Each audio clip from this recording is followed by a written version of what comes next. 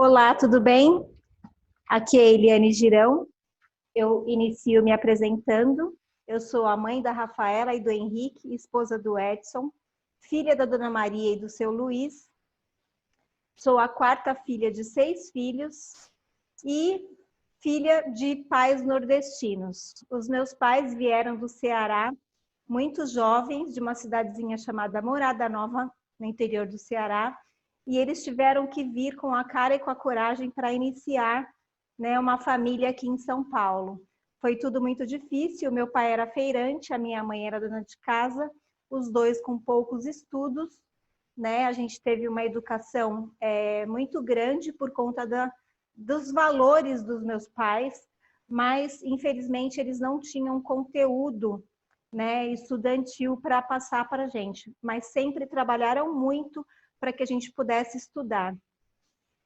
Por que eu comecei a desenvolver esse meu lado, né, comunicativo, né, extrovertido?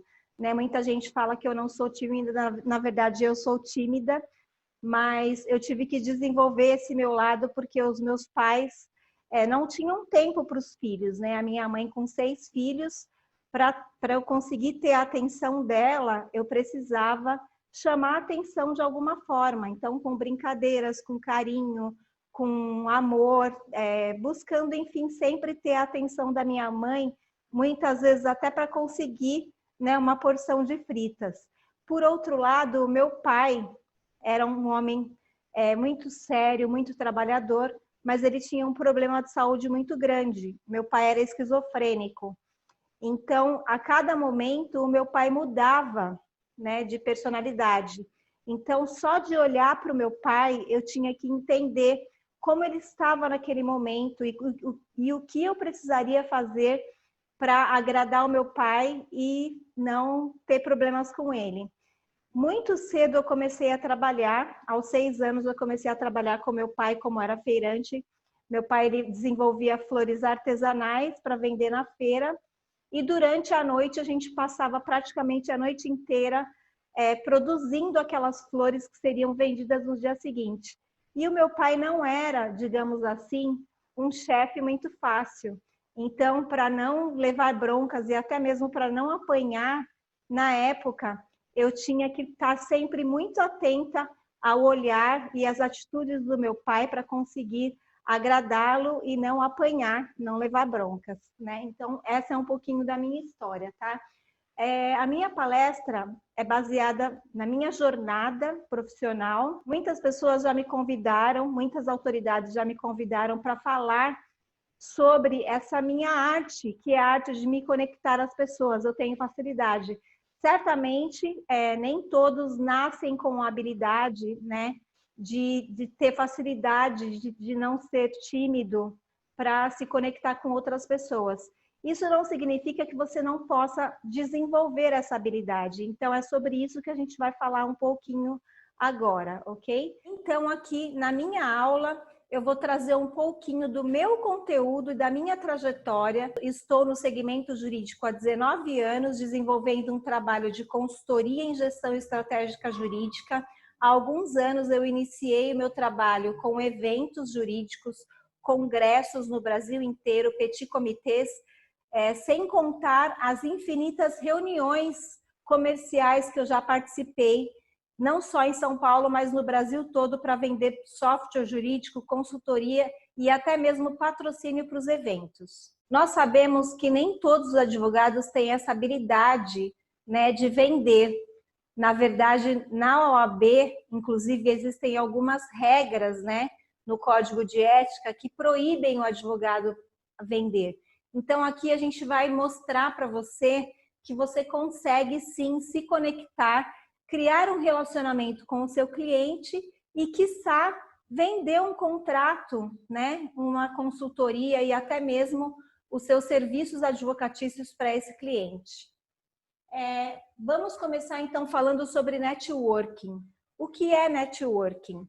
Networking, na verdade, é uma rede de contatos ou de relacionamento, onde você cria uma comunidade onde todos possam se ajudar.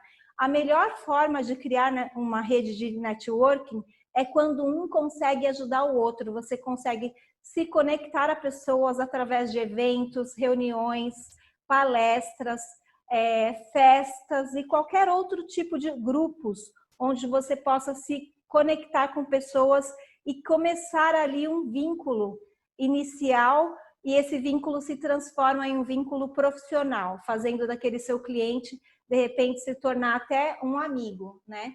Como se conectar às pessoas em uma reunião de negócios utilizando alguns gatilhos mentais. Então, a gente vai falar aqui para você que não tem habilidade, que você pode sim. Mesmo que você não tenha habilidade, você pode, através de alguns gatilhos mentais, lembrando que os gatilhos mentais bem utilizados, ele pode melhorar, né, a sua produtividade e a sua comunicação com a sua comunidade em até 80%. Você pode melhorar em até 80% a eficácia da sua conexão na sua rede de relacionamentos. Nós vamos falar sobre quais são os 5 principais gatilhos mentais e quais são os campeões que vão te ajudar a se conectar com as pessoas. Os 5 principais gatilhos mentais para te ajudar nas conexões pessoais. Gatilho mental da história. O gatilho mental da história é um gatilho mental muito poderoso, porque ele traz emoção, né? Então, o gatilho mental da história, que foi um gatilho que eu apliquei com vocês, contando a minha própria história. Ele sempre traz verdade. Quando você conta uma história e essa história ela é recheada de emoções, você consegue atrair a atenção do seu interlocutor. Ele vai começar a prestar atenção a você e aí você já consegue se conectar a essa pessoa. Esse gatilho mental, ele é maravilhoso. E se você não sabe por onde começar, sempre inicie pelo gatilho mental da história. É interessante também, quando você sabe com quem você vai se conectar, você conhecer um pouquinho mais sobre aquela pessoa. Às vezes aquela pessoa gosta de viagens, gosta de cachorros, gosta de cozinhar. Você pode iniciar alguma história interessante, alguma história engraçada, né, que tenha a ver, que tenha conexão com uma dessas situações que eu coloquei. Isso vai facilitar bastante. O segundo gatilho que a gente vai falar é sobre o gatilho mental da reciprocidade. Esse, para mim, é um dos gatilhos mentais mais importantes e mais fundamentais. Lembrando, galera, a vida é uma dança das cadeiras, ora sentado, ora de pé. Então, se você tem a oportunidade de ajudar alguém, ajude essa pessoa. Certamente, essa pessoa ela vai querer retribuir esse favor em algum momento da sua vida que você possa precisar também. E lembrando ainda que o mundo é um quintal. Então, o gatilho da reciprocidade é extremamente importante. Vocês podem verificar, inclusive, e perceber esse gatilho pelo carinho e atenção que a gente tem aos nossos pais, né? Os nossos pais foram os primeiros relacionamentos que tivemos, os pais, os irmãos, eles fizeram por nós e a gente sempre quer fazer algo para retribuir. Um amigo, quando te faz um favor, quando te arruma um emprego, você certamente vai se lembrar e vai querer, na verdade, essa é a coisa certa, ajudar o seu amigo quando ele também estiver precisando. Então, o gatilho mental da reciprocidade é um gatilho muito importante, é importante vocês, inclusive, estudarem e se aprofundarem ainda mais sobre ele. Lembrando também que a gente tem um terceiro gatilho mental, que é um gatilho muito importante também e é muito utilizado no mundo dos negócios, que é o gatilho mental da prova.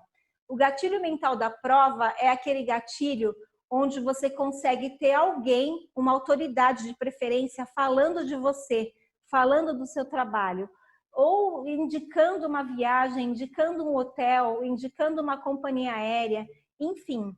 Se você tem clientes, se você consegue ter depoimentos de pessoas falando do seu trabalho, não existe gatilho mental mais poderoso que esse.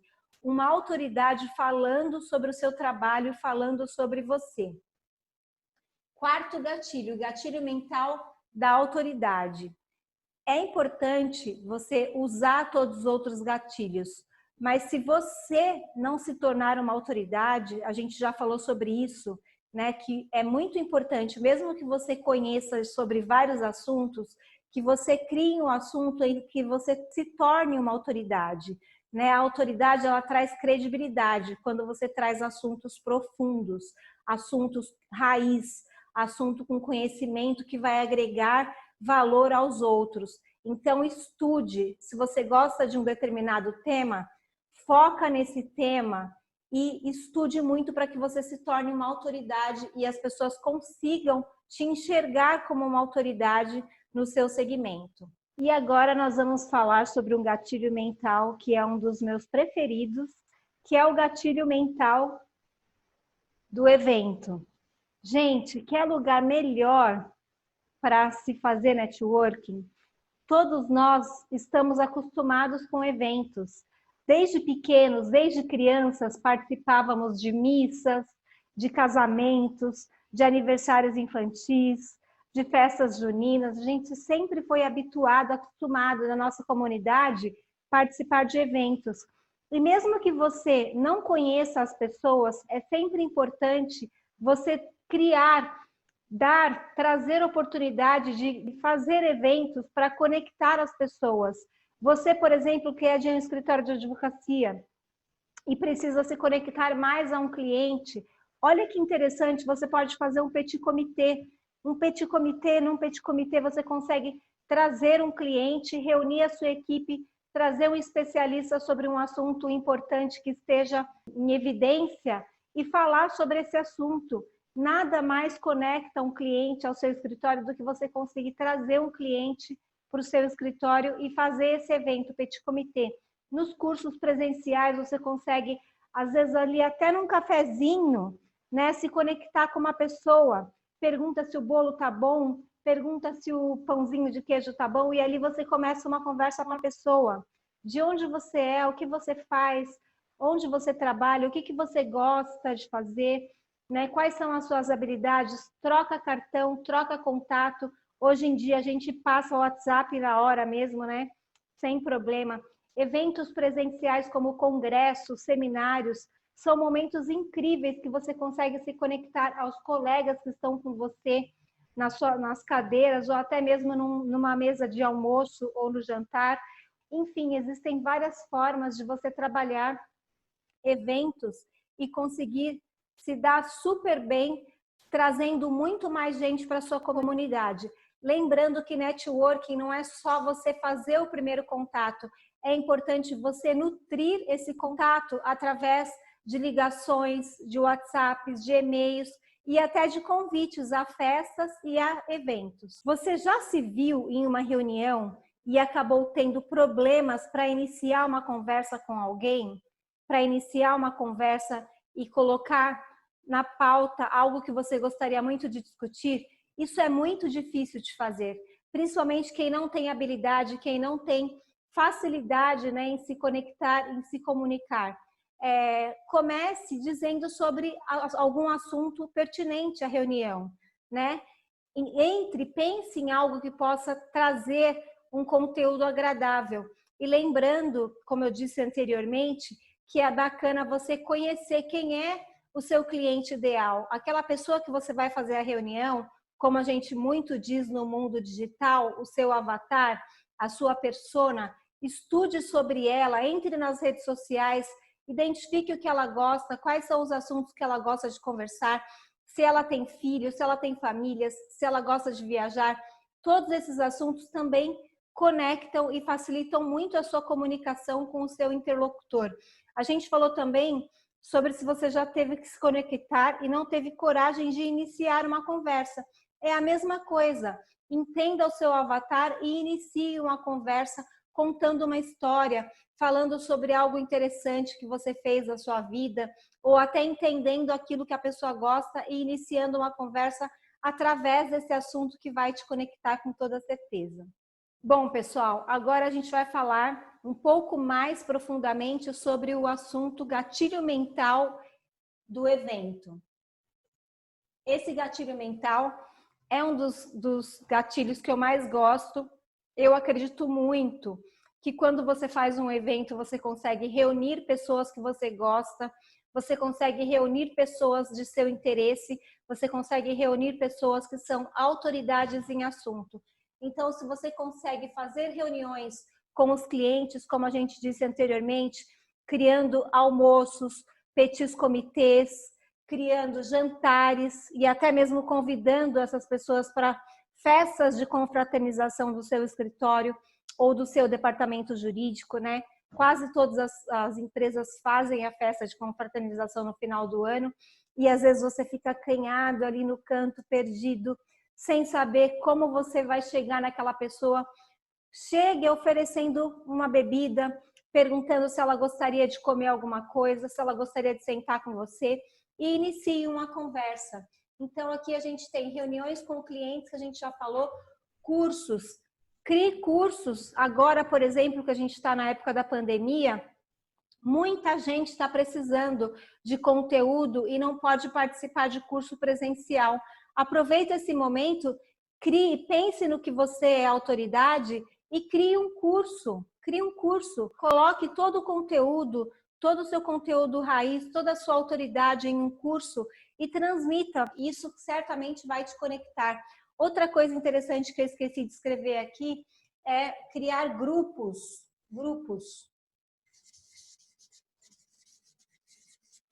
No WhatsApp, nós temos os grupos, né, que são, na verdade, não são eventos, mas você pode criar grupos e, através desse grupo, anunciar sobre todos esses outros eventos que você quer conectar essas pessoas. Reuniões com cliente, cursos, petits comitês, festas de confraternizações, reuniões com a equipe, almoços, jantares, festas entre pessoas de trabalho. Às vezes você está num departamento jurídico e você gostaria de conhecer os seus pares, né? O diretor de marketing, o diretor de finanças, o diretor de TI. Marca um almoço com eles, conversa sobre assuntos importantes, assuntos pertinentes a projetos que vocês estejam desenvolvendo, por exemplo, e aproveita para falar também das coisas legais que conectam. Cachorro conecta, viagem conecta, comida conecta. Enfim, muitas coisas são interessantes, filmes conectam, né? A maior indústria, né, de entretenimento, né, é uma das formas mais interessantes de conectar as pessoas, né, de chamar a atenção das pessoas. Bom, pessoal, agora eu quero falar sobre algumas regras que eu uso. Como eu disse, né, eu estou falando aqui sobre a minha trajetória e como eu me conecto tão facilmente às pessoas. Eu tenho para mim 3 regras que eu chamo de regras de ouro, né? A primeira regra é o tratamento. Trate todas as pessoas muito bem. E outra coisa, que é uma das mais importantes, pensar como o outro gostaria de ser tratado. Às vezes a gente pensa, eu vou tratar o outro como eu gostaria de ser tratado. Não, não necessariamente. Às vezes eu sou uma pessoa hiperativa. Eu gosto de conversar, de atropelar e às vezes até sou invasiva. Eu confesso que eu percebo isso em mim. E a pessoa é diferente, é uma pessoa introvertida. Então, se você vai numa reunião e você sabe que a pessoa é introvertida, não gosta muito de muita conversa, leve, por exemplo, gráficos, leve, por exemplo, materiais de apoio para que você possa apresentar a reunião de uma forma mais tranquila e mais leve. E outra coisa importante, deixa a pessoa falar. Né? Eu, por exemplo, sou uma pessoa extrovertida, então eu sou muito falante. Às vezes eu tenho que me policiar. Eu estudo o cliente e antes da reunião eu procuro saber qual é o perfil dele. Então eu tenho que pensar em como o outro gostaria de ser tratado, não como eu gostaria de ser tratado. Isso é fundamental. Isso aqui é conhecer o seu avatar, a sua persona, o seu cliente ideal. Segunda regra, empatia. Empatia, pensem que é totalmente diferente do primeiro tópico que a gente falou aqui, da primeira regra. Na empatia, né, ao contrário de pensar como o outro gostaria de ser tratado, você tem que ter a capacidade de se colocar no lugar do outro. Então, se você é um advogado, se você conhece sobre todas as leis, se você é uma pessoa que viajou o mundo inteiro, pense que o outro, de repente, não pode estar na mesma sintonia que você. Se coloque no lugar da outra pessoa. Se você é um cliente e está recebendo um fornecedor, lembre-se que um dia você também é fornecedor e que você também gostaria de ser bem tratado. Então, essa regra de se colocar no lugar do outro é fundamental, porque isso vai trazer a terceira regra, que é o respeito, é o sorriso, é a alegria de receber o outro, de tratar bem o outro como você gostaria de ser tratado. Sorrir não custa nada, né? Sorrir abre portas, né?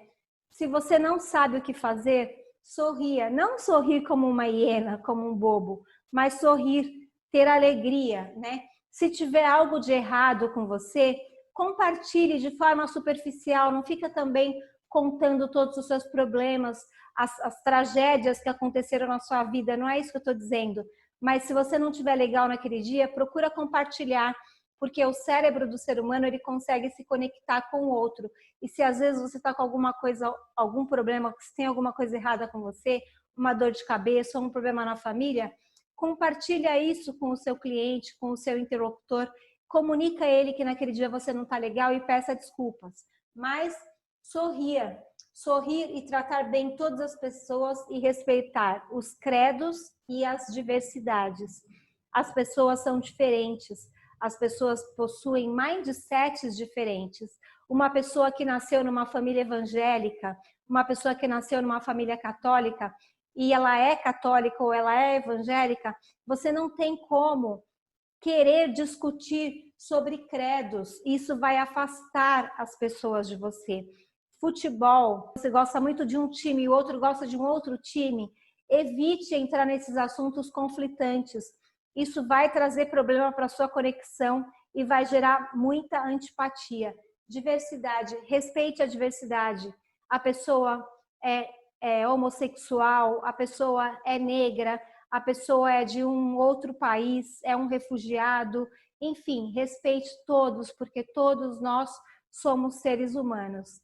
E sempre sorria, porque o sorriso abre portas.